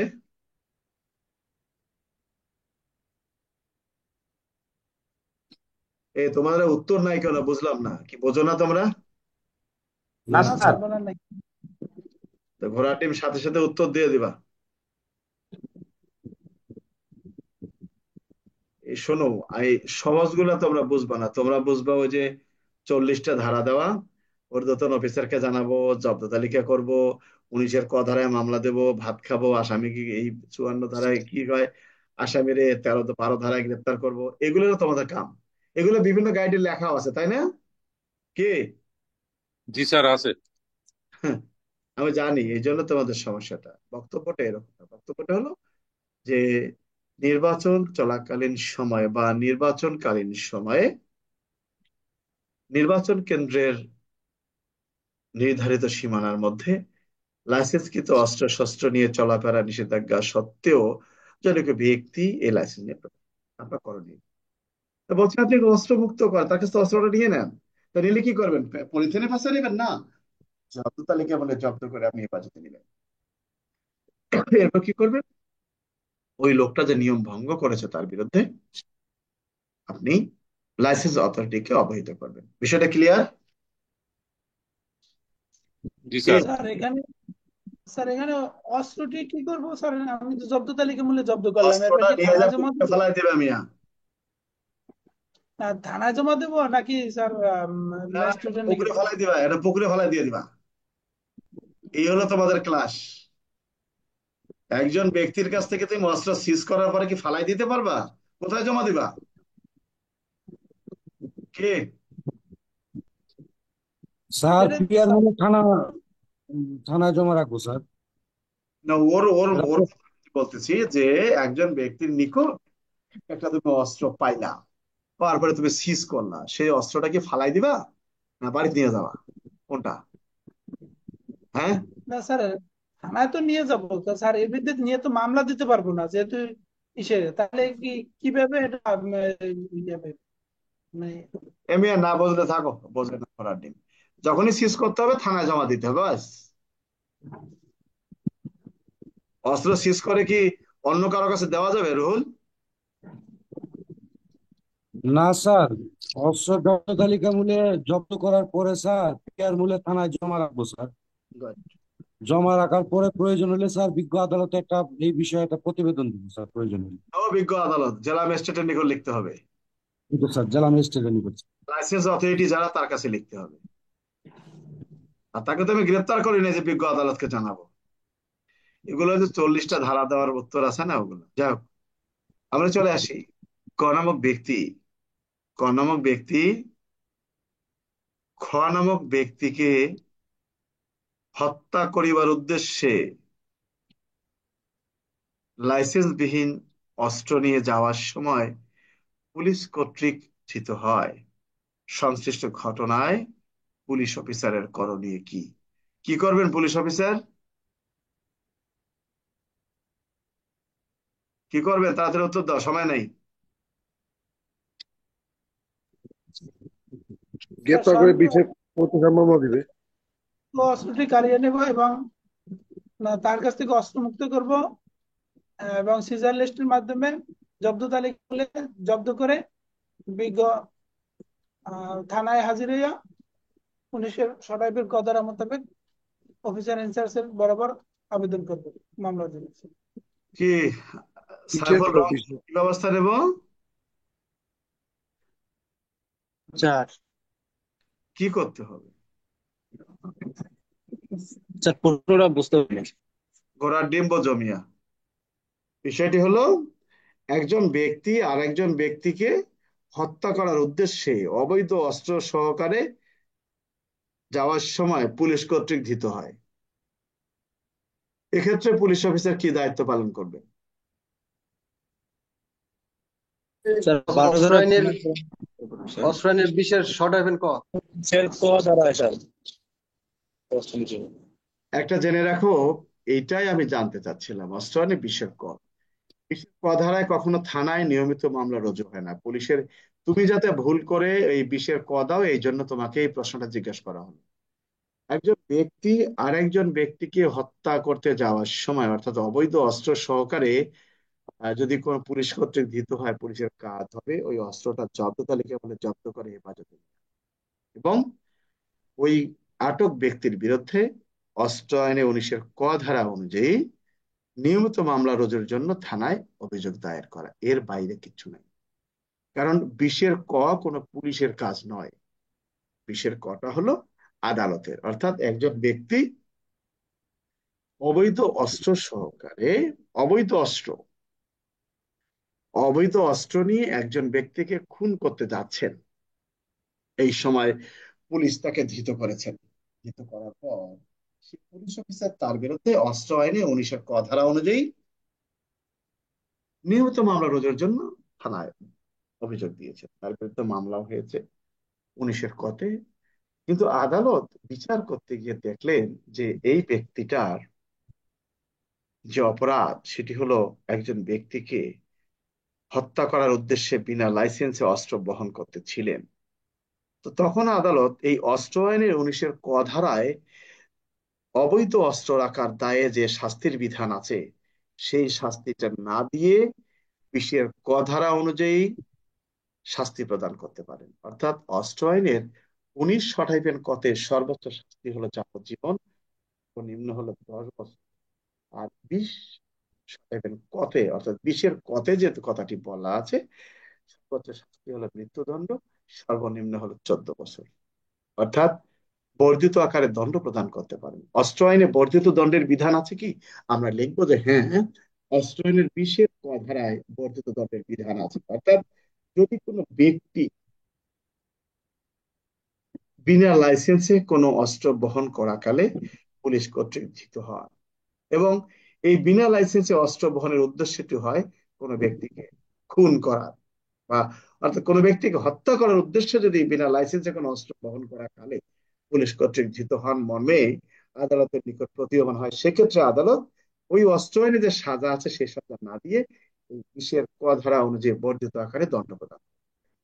এটি হলো আদালতের বিষয়, পুলিশের বিষয় না। তোমরা যাতে ভুল পথে চলে যাও, এই 20-এর ক ধারা তোমরা যেন দিয়ে মামলা রেকর্ডে যাও, সেই জন্য আমার এই কথাটা বলা। আমার কথা কি বুঝতে পারছো তোমরা? জি ধন্যবাদ স্যার। স্যার, ধন্যবাদ স্যার, এটা ভুলটা কেটে গেল স্যার, ধন্যবাদ স্যার। জি স্যার, ভুল ভেঙে গেল স্যার, ধন্যবাদ স্যার। প্রশ্ন হলো যে আপনি পুলিশ অফিসার একজন ব্যক্তিকে অস্ত্র সহকারে গ্রেপ্তার করেছেন, জিজ্ঞাসাবাদে সে জানায় জনৈক খকে। আবার যদি প্রশ্ন এমন আসে ক নামক ব্যক্তি লাইসেন্সকৃত অস্ত্র দিয়ে খকে হত্যা করে পালিয়ে যাওয়ার সময় পুলিশ কর্তৃক ধৃত হয়, তার বিরুদ্ধে কি ব্যবস্থা নেবেন? একটাই হবে হত্যা মামলা। আর যেহেতু দুই স্যার। একটা হত্যা মামলা হবে, যেহেতু লাইসেন্সকৃত অস্ত্র, এই অস্ত্রটা আপনি আলামত হিসেবে জব্দ তালিকা বলে জব্দ করে আপনি হেফাজতে দিবেন। বিষয়টা ক্লিয়ার? তাই বলে ও মারছে দেখে আপনি তাকে অস্ত্র মামলায় তাকে দিতে পারবেন না, যেহেতু লাইসেন্সকৃত অস্ত্র। আবার যদি হয় কোন নামক ব্যক্তি বিনা লাইসেন্সে অস্ত্র দিয়ে বা অবৈধ অস্ত্র দিয়ে খকে হত্যা করে পালিয়ে যাওয়ার সময় জনগণ কর্তৃক ধৃত হয়, তখন শুধুমাত্র 19-এর ক, সেখানে ওই আদালতও 20-এর ক আনতে পারবেন না, কারণ অলরেডি তার বিরুদ্ধে একটা হত্যা মামলা হয়েই গেছে আর একটা অস্ত্র মামলা হয়ে গেছে। বিষয়টা ক্লিয়ার? জি স্যার। সংশ্লিষ্ট কাজের আইনসঙ্গত ব্যাখ্যা দিন। ক নামক পুলিশ অফিসার রাত্রিকালীন টহল ডিউটি করা কালে খ নামক ব্যক্তিকে বেআইনি অস্ত্র রাখার দায়ে গ্রেপ্তার করেন। ক নামক পুলিশ অফিসার গ্রেপ্তারকৃত আসামিকে নিয়ে থানায় এসে ডিউটি অফিসারের নিকট জমা দিলে ডিউটি অফিসার একখানা জব্দ তালিকা বলে জব্দ করে অস্ত্রটি হেফাজতে নেন এবং ধৃত আসামিকে হাজতখানায় রাখেন। তার কি দায় দায়িত্ব বা এখানে আইনের কোনো বিধান লঙ্ঘন হয়েছে কিনা? আসলে বিষয়টা হলো, জব্দ তালিকা যেখানে আপনি গ্রেপ্তার করবেন সেখানেই, যেখানে উদ্ধার করেছেন সেখানে আপনি জব্দ তালিকা প্রস্তুত করবেন, আইনের বিধান। কিন্তু যদি কোনো কারণে করতে না পারে আপনি থানায় নিয়ে আসেন, যিনি করেছে তার কোনো অপরাধ হয়নি। কারণ আমরা অনেক সময় আলামত অমুকের উপস্থাপন মতে করি না, রোল জি রোল স্যার, জি স্যার, করি স্যার। হ্যাঁ, যে জব্দ তালিকা ঘটনাস্থলে প্রস্তুত করেনি সেটা তার ব্যর্থতা, কিন্তু যে ডিউটি অফিসার থানায় বসে জব্দ তালিকা প্রস্তুত করেছে তার কোনো অপরাধ নাই। আমার কথা কি বুঝতে পারছো না, বোঝো নাই? জি স্যার, জি বুঝতে স্যার। পারছি স্যার। ক নামক পুলিশ অফিসার নদী পথে বা নদীতে টহল করার সময় নৌকার মাঝির কাছ থেকে একটা 9mm পিস্তল উদ্ধার করেন, আশেপাশে আর কোনো জনসাধারণ নাই। এক্ষেত্রে উক্ত টহল দলের দলনেতা তার সঙ্গীয় জব্দ তালিকায় সাক্ষী হিসেবে স্বাক্ষর নেন। তো এখানে এই জব্দ তালিকায় স্বাক্ষর নেওয়ার তার আইনগত ভিত্তি কি? তো বিপি ফর্ম নাম্বার 44-এ বলা আছে যে যেখানেই আপনি পান না কেন সেখানেই আপনি জব্দ তালিকা প্রস্তুত করবেন। তো জব্দ তালিকায় পুলিশ সাক্ষী হিসেবে স্বাক্ষর করতে পারবে না এমন কোনো কোথাও উল্লেখ নাই। তো আপনি নির্জন এলাকায় গেছেন, যাকে ধরেছেন শুধু সেই আছে, আশেপাশে কোনো লোক নাই, আপনি আবার সঙ্গীয় ফোর্সকে জব্দ তালিকার সাক্ষী সাক্ষী হিসেবে নিতে বানাচ্ছে। পারেন, এখানে কোনো আপনার অপরাধ হবে না। আমার কথা কি বুঝতে পারছো না, বোঝো নাই? জি স্যার, বুঝতে পারছি। স্যার, বুঝতে পারছি। এখানে আমরা একটা বিষয় দেখি। আচ্ছা, আপনি আপনি একজন সাব ইন্সপেক্টর, আপনি জানতে পারলেন আপনার থানা এলাকার কোন একটি বাড়িতে আগ্নেয়াস্ত্র লুকায়িত আছে। আপনার কি? আপনি সাব ইন্সপেক্টর, আপনার করণীয় কি, কি করবেন আপনি?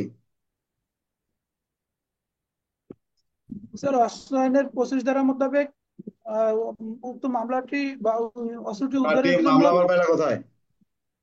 স্যার সরি স্যার, অস্ত্র উদ্ধারের জন্য স্যার পরোয়ানা পরোয়ানা ইস্যুর জন্য আবেদন করবো কথা স্যার। হবে, আমরা এই ফাও লিখে তো নাম্বার পাবো না, প্রথমে লিখতে হবে যে কোন স্থানে অবৈধ আগ্নেয়াস্ত্র বা গোলাবারুদ লুকায়িত আছে মর্মে পুলিশের নিকট সংবাদ আসলে পুলিশ তল্লাশি পরোয়ানা সংগ্রহ করে উক্ত অস্ত্র বা গোলাবারুদ উদ্ধার করতে পারবেন। আলোচ্য প্রশ্নে আমি টহল ডিউটি করাকালে যদি জানতে পারি যে কোন স্থানে আগ্নেয়াস্ত্র লুকায়িত আছে, তাহলে এই বিষয়টি সংক্রান্তে আমি কর্তৃপক্ষের মাধ্যমে তল্লাশি পরোয়ানা প্রাপ্তির লক্ষ্যে সংশ্লিষ্ট আদালতে আবেদন করবে। এটুকু শেষ। রাফি সাব ইন্সপেক্টর, আপনি উদ্ধার করতে পারবেন না এটা, জি স্যার। এখানে বলা আছে ইন্সপেক্টর নিচে নয়। তাহলে আপনি কাজ কি করবেন? আপনি কি বসে থাকবেন? না, আপনার কাজ হবে এই অস্ত্রটা যে লুকায়িত আছে সে উদ্ধারের লক্ষ্যে তল্লাশি পাওয়ার জন্য আপনি আদালতে আবেদন কর্তৃপক্ষের। আদালত সন্তুষ্টি জ্ঞাপন করে আপনাকে যখন অনুমতি দিবে, থানায় তো কাগজটা পাঠাবেন, থানার অফিসার ইনচার্জ বুঝবেন কাকে দিয়ে এটা উদ্ধার করাবেন। আমার কথা কি বুঝতে পারছো? জি স্যার। জি স্যার। এই জিনিসগুলো বুঝতে হবে, না বুঝলে তো বুঝবে না। এগুলো অনেক পেঁয়াজ আছে, বুঝতে পারছো? আচ্ছা, আমরা চলে আসি। স্যার, হ্যাঁ, স্যার এখানে যে অনেক সময় একটা প্রশ্ন আসে যে আপনি থানার অফিসার ইনচার্জ কোন সংবাদের ভিত্তিতে জানতে বলেন অমুক জায়গায় একটি অস্ত্র লুকায়িত আছে, আপনি উনি আপনার অনুমতির থানার। জন্য আবেদন করবেন পরোয়ানার জন্য। উনি পরোয়ানা প্রাপ্তির পর তল্লাশি করে প্রয়োজনীয় ব্যবস্থা গ্রহণ করবেন। ওনার কখনোই এখতিয়ার নাই বিনা পরোয়ানায় তল্লাশি করা ওখানে, ঠিক আছে? জি স্যার। এটা খেয়াল স্যার, রাখবেন। হ্যাঁ, তল্লাশি পরোয়ানা পাইতে পাইতে তো অস্ত্র। এটা কিচ্ছু করার নাই, আইনের বিধান তো কোথাও নেই। আপনি গোপন, প্রশ্নেই তো বলা আছে গোপন সংবাদে জানতে পারলেন। তাহলে স্যার কি ক্ষেত্রে আমরা তল্লাশি পরোয়ানা ছাড়াই যদি প্রশ্ন আসে যে অবৈধ আপনি থানার অফিসার ইনচার্জ, আপনি জানতে পারলেন কয়েকজন সন্ত্রাসী আগ্নেয় অস্ত্র সহ অমুক জায়গায় অবস্থান করতেছে, অবস্থান। সন্ত্রাসীকে গ্রেফতার করতে যেতে পারবেন। তো তোমরা কিসে এসআই? আমরা এসআই ছিলাম অন্যরকম। এজাহারে তো উল্লেখ থাকে আমি গোপন সংবাদে জানতে পারি যে অমুক বাড়িতে কয়েকজন সন্ত্রাসী আগ্নেয় অস্ত্র সহ অবস্থান করতেছে। আমি উক্ত সংবাদের সত্যতা যাচাই করিবার জন্য কয়েকজন লোককে দেখতে পাই। কি এজাহার লেখা তো সেও নাই। এগুলো সিস্টেম আছে। যাই হোক, আমরা চলে আসি অস্ত্র আইনের 30 ক। অস্ত্র এবং গোলাবারুদ সম্পর্কে বিশেষজ্ঞের মতামতের প্রয়োজন আছে কি? 30 কথা বলছে যে না, প্রয়োজন নাই। এই তো আচ্ছা, যাক। অস্ত্র আইনের 30 খ। তবে আর একটা কথা বলেছে, যদি আদালত মনে করেন এই অস্ত্রটি পরীক্ষা করা প্রয়োজন, তাহলে পরীক্ষার প্রয়োজনীয় ব্যবস্থা গ্রহণ। এই কারণটা কি? কারণটা হলো এখানে অনেক কিছু মিসইউজ হয়েছে, আমরা যেটা আগে দেখেছি অনেক কিছু মিসইউজ হয়েছে, সেটা হলো আমরা আজকের মতো শেষ। মিসইউজ হয়েছে এ কারণেই যে অনেক সময় দেখা যেত যে একটা পিস্তল উদ্ধার করেছে, টেপ দিয়ে পেঁচানো, যেটা মেকিং করে পুলিশে। তো টেপ দিয়ে পেঁচানো একটা পিস্তল উদ্ধার করেছে। এখন আসামি পক্ষ খুব কঠিন, আসামি পক্ষ বলছে যে এটা কি অস্ত্র, এটা কি আসলে কিনা। আদালতে প্রেয়ার দিলে স্যার এটা পরীক্ষা করার ব্যবস্থা করে। তো গেলে সিআইডি আলারা রিপোর্ট দেয় যে না, এটা দিয়ে বিস্ফোরক বের হওয়ার মতো কোনো সুযোগ নাই, যদিও এটার ভেতরে বিস্ফোরক পাওয়া গেছে। তার মানে কি অস্ত্র মামলাতে খালাস। তো পরবর্তীতে এটা এই জন্য সিদ্ধান্ত নিলে যে না, হলো যে এই ধরনের ক্ষেত্রে সরাসরি আদালত বলে দিচ্ছে যে এটা অস্ত্র কিনা পরীক্ষা নিরীক্ষা করার প্রয়োজন নেই, তবে যদি প্রয়োজন হয় সেটা পরীক্ষা করা যেতে পারে। আগে এই জিনিসগুলো হতো, এই জন্যই এই ঘটনাটা দিয়েছে। যাই হোক, কারো কিছু বলার থাকলে বলতে পারো। এই আলম ব্যক্তিটাকে, আলম, আলম কার নাম? আলম কে? কথা বলে না। আসসালামু আলাইকুম স্যার। হ্যাঁ, কি নাম, কে তুমি? স্যার আমি আলমগীর স্যার, আমি আলমগীর স্যার। তুমি এবার আলম লাগিয়ে দিছো কেন ঘোড়ার ডিম? তোমার তো রিমুভ করে ব্লক করে থুয়ে দেবো। তুমি পাস করছো এবার? আছি স্যার, আমার লগে লগে আছি স্যার, রেজাল্টের মধ্যে হ্যাঁ, দেখাই তোমার উপরে রহমত বর্ষিত হোক রাশেদ, তোমার এলাকার লোক তাই না? স্যার। আমি স্যার একই জায়গায় আছি স্যার, এবার একই জায়গায় আছি, রাশেদের হইলে আমার হইব। তোমার কি ডিএমপি তে পোস্ট হয়েছে? না স্যার, আমি আছি ইয়াতে আর কি, আমি চট্টগ্রাম রেঞ্জে স্যার, চট্টগ্রাম। টাকার ব্যবসা, কারো কিছু বলা থাকলে বলো। স্যার 28 ধারাটা একটু স্যার বুঝে দিতেন যদি। 28 দ্বারা বোঝার দরকার নেই, আমি যেটা পড়ছি এর বাইরে এক কলমও যাবা না, খুদাই পারা। স্যার তুমি নিজে বলো 28 দ্বারা কি বলছো, তুমি বলো। 28 ধারায় স্যার যে যদি কোনো যানবাহনে বা পরিবহনে যদি অস্ত্র থাকে, সেক্ষেত্রে ওই পরিবহনের সহকারী যদি জানতে পারে, সেক্ষেত্রে পুলিশকে অবশ্যই সেটা জানাবে।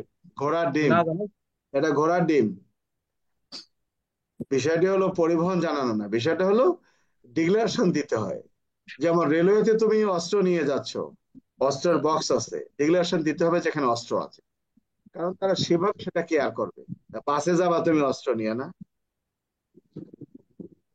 বাসে তুমি জানাবে যে আমার কাছে অস্ত্র আছে। ওই যে আমাদের শামসুল নামের সাব ইন্সপেক্টর ছিল উত্তরায়, তো মলম পার্টি বুঝছো, ওই দিন মোটরসাইকেল চালাইতে পারেনি, এসবি তে সারা জীবন চাকরি করছে, 2002 এর কথা।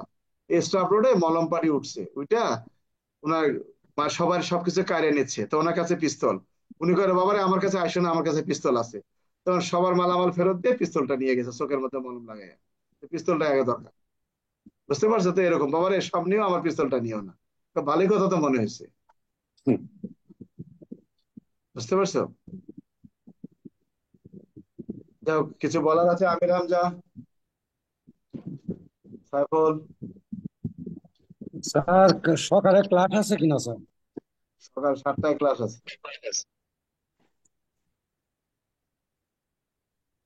কি কিছু বলবা নাকি? আর স্যার আগামীকালকে সন্ধ্যা 8:30টায় স্যার, রাত্রে 8:30টায়। হ্যাঁ, কারো কিছু বলার আছে আর? স্যার একটা অন্য সংক্রান্ত প্রশ্ন ছিল স্যার। হ্যাঁ বলো। যে জনৈক এক ব্যাটালিয়নের সাব ইন্সপেক্টর একটা জাল সার্টিফিকেটের সহ এক লোকের জব্দ করে থানায় এসে বাদী হয়ে মামলা দিছে।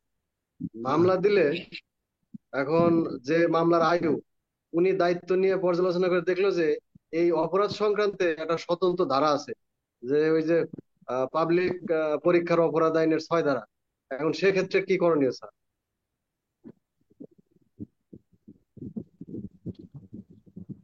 বিষয়টা হলো যে একটা মানে ভুল সার্টিফিকেট, এই তো। স্যার ওই যে পাবলিক অপরাধ আইনের 6 ধারায় যে সার্টিফিকেট তৈরি করে, এই আইনের একটা ধারা আছে স্যার। আর উনি মামলা দিয়েছে 464 জালিয়াতি, মানে যে জাল সার্টিফিকেট কম্পিউটারতে বানাইছে, জাল সার্টিফিকেট, মার্কশিট। না, ওটা ওই ধারায় হবে। উনি ওই যে, এটাকে বলা হয় যে আইনগত ভুল অথবা মিস্টেক অফ ফ্যাক্ট, তথ্যগত ভুল। হুম। আয়ু তাহলে আয়ুর কাজটা কি স্যার? আয়ু আয়ো আবেদন করবে, তার আয়ো যখন এই ঘটনাটাই, এই মামলায় এই ধারায় নয়, এই ধারার ঘটনা। সংশ্লিষ্ট আদালতে আবেদন করবে। হ্যাঁ, অথবা চার্জশিটে তিনি ডিক্লার দিতে পারেন, যে আদালতের কাছে আবেদন করতে পারেন যে আদালত, এই মামলা তদন্তকালে দেখা যায় যে ঘটনাটি এই ধারায় প্রমাণিত হয়েছে, পরে বিধায় এই ধারার পরিবর্তে এই ধারা সংযোজন করার আবেদন করবে। বুঝতে পারছো? জি স্যার, বুঝছি স্যার, ধন্যবাদ। তখন আদালত ওই ধারা গ্রহণ অ্যাকসেপ্ট করলে ওই ধারা অনুযায়ী চার্জশিট দিতে পারবে। আর কারো কিছু আছে? জি স্যার, ক্লিয়ার স্যার, ধন্যবাদ। আবার জাভেদ চৌধুরী এখন কেন?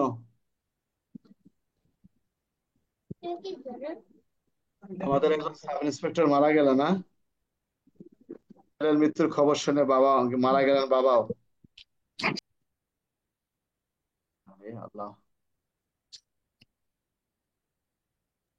স্যার আমার ভ্যাকসিন স্যার, আমার ট্রেনিং সেন্টারে ভ্যাকসিন স্যার। হয় না, ডিএমপি তে ছিল নাকি?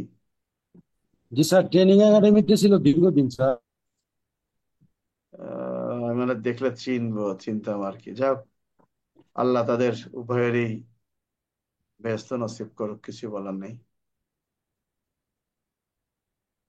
যাই হোক, কারো কিছু যেহেতু বলার নাই, আমরা শেষ করি। কালকে সকাল 7টায় এই গ্রুপের মধ্যে ক্লাস হবে। সবাই ভালো থাকো। ধন্যবাদ সবাইকে। স্যার আসসালামু আলাইকুম।